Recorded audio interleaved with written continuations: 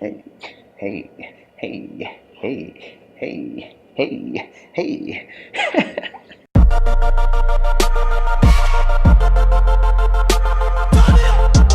What's up, guys? For Waking Life Magazine's Life News, I'm Joe Tambwe. And I'm Shanae here. Welcome to the wrap, where we bring you the week's wrap up of the news that happened right here on Life News.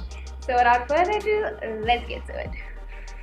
Is Idris Elba the next James Bond? This for me is very interesting because I would love to see him as the next James Bond because, I mean, come on, guys, it's Idris Elba. He has a British accent and he's big and he's a real tough guy, but I don't know, like, Shanae, what do you think? Like, I don't see him as James Bond. Like, I get that he sounds sexy, and some girls would be like, "Oh my God, it's Idris." He's so. I don't see him as. But James what Bond. classifies as a James Bond? Because the way I see it, right, is that he's British. He's got an accent, right, and he can play James. I feel like he could play James Bond, right? If you just think about, because like I read this interesting quote where he said that Sean Connery was not known as the Irish James Bond. You know, Daniel Craig was not known as the blue-eyed James Bond, so he does not want to be known as the black James Bond. So I feel like just the fact that he's British, he could play James Bond.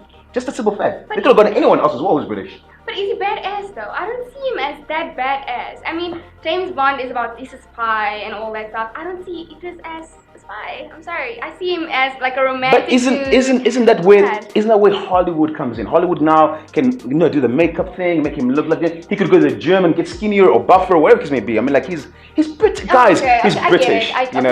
Maybe if Hollywood can work their magic, then maybe. You know for a fact that if he was James Bond, you would ooze with. You'd be, oh Idris, oh Idris. You know that for a fact. Let's move on. Kalushi wins an African Film Award. This is big for Africa, right? I know they did not do well on the world stage, but I mean, just the fact that South African movies are actually doing like they're doing a big thing. They're doing a good thing. Yeah, and for me personally, it's a way to influence and also just inspire people and be like, look, even though we are on this continent which is always like looked down on, we can do big things and we have stories to tell. What do you think? Yeah. And it's inspiring for the youth because like the story is about what happened a few years ago. So I feel like them using South African actors and using South Africa as, the scenes or whatever. Yeah. It's a great way of promoting South Africa and showing people, listen, we got it, man. South Africa's got it. And what about that Pro Tusi though? Oh she hot though. Like I'm not gonna lie, we like you. My God. Oh man. There's even a song about her. She needs to come over here to Life News one day, you know?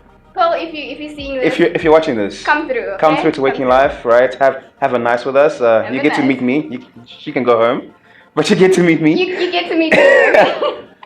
Now, this next story actually breaks my heart. The civilians of Egypt suffer the most. It was written by our very own Delano Abdul. I'm sure you guys have watched it. It's basically about two bombings that happened in Egypt at Christian churches, and the civilians, they, regardless of what happened, they still spoke about how they're not going to be afraid. They're still going to go to church and, like they're still going to praise and all that. I find that inspiring.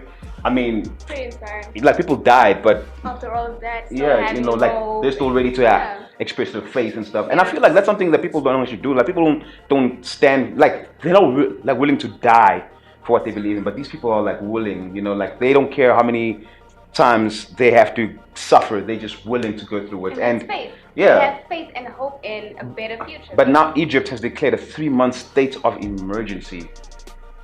What does that mean for the people of Egypt? What does it mean for the people of Africa in general? Because we're all in this together, guys. At the end of the day, we're all in this together. So, what does it mean for them? I mean, the kids. I mean, are they gonna grow up now in an area that's hostile, a hostile environment? Are they gonna now want like retribution? What is the president saying? Al-Sisi, he met up with Donald Trump. So, what's gonna happen? Like, I mean, like everyone knows that Donald Trump is really hated. So, anyone who meets up with him is kind of seeing. So how can they really like battle this? Like, what do you think the solution could be for Egypt, like moving forward? I fucking don't know. This is what I have to deal with, guys. You just cut that one out and then we go further. No, this is weird. We're not cutting this shit out. Why is it weird? I don't know. I feel like it's sad to think that these kids has to go through this and that Egypt has to go through this. But what can we do though? All we could do is pray for Egypt. You know what? Actually, hashtag that shit. Pray for Egypt. Hashtag that shit. Tag us on Twitter. Tag everybody on Twitter. Hashtag pray for Egypt, man. Egypt, we're with you. We're all in this together. Thinking about you. Let's move on. Influencing the culture fashion spaces. We were there. It was dope. They did an amazing thing. Like Thank you for having us. they had a Galax boy there. They had Threaded Man there. They had Bad Bads. He couldn't keep his eyes on the bad. You know what?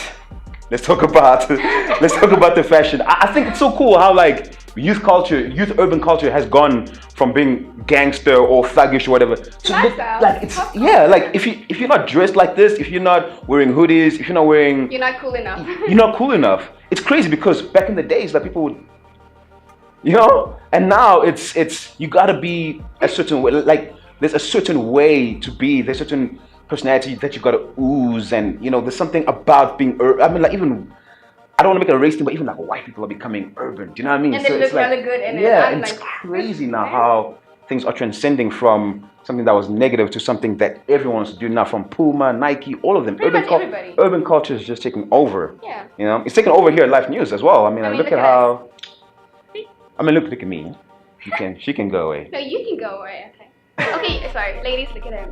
Cool. Let us know what you think in the comments below. This has been the wrap, and I'm Joe Tambwe. And I'm Shanae Katsia, and let us know if you want to see more videos like this. Make sure you subscribe to Waking Life Magazine, and we'll see you next time.